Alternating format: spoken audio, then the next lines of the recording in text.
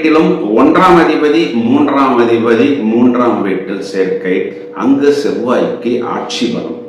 அந்த இடத்துல செவ்வாய் ஆட்சி அடைய போகுதா அப்படின்னு பார்த்தா, 2ஆம் வீட்டுல செவ்வாய் இருக்கும் பொழுதும் அதற்கு குரு பார்வை, குருமங்கள யோகம். 3ஆம் வீட்டில் செவ்வாய் ஆட்சி பெறக்கூடிய காலகட்டத்திலும் ஆட்சி பெற்ற செவ்வாயை உச்ச குரு பார்ப்பது குரு மங்கள யோகமாக இவர்களுக்கு செயல்படும். இது எல்லாமே இவர்களுக்கு தனம், லக்னம், ராசி, 1ஆம் இடம், 2ஆம் இடம், 3ஆம் இடம் வெற்றி ஸ்தானமாகவும், 4ஆம் இடத்து குருவின் பார்வையாகவும், 7ஆம் இடத்து குருவின் பார்வையாகவும், இது 11ஆம் இடத்தில் குரு அமர்ந்து இந்த விஷயத்தை ஆக்டிவேட் செய்வதனால் 11ஆம் இடம் அப்படிங்கிற ஒரு லாபமாகவும் செயல்படுகிறது. கன்னிராசிக்கு நிறைய குட் நியூஸ் இந்த மாசத்தில் இருக்கிறது. என்னன்னா, 10ஆம் இடத்தில் இருக்கக்கூடிய குரு 11ஆம் இடம் சொல்லக்கூடிய லாபத்தில் வந்து அமர்ந்து 7ஆம் இடத்தில் இருக்க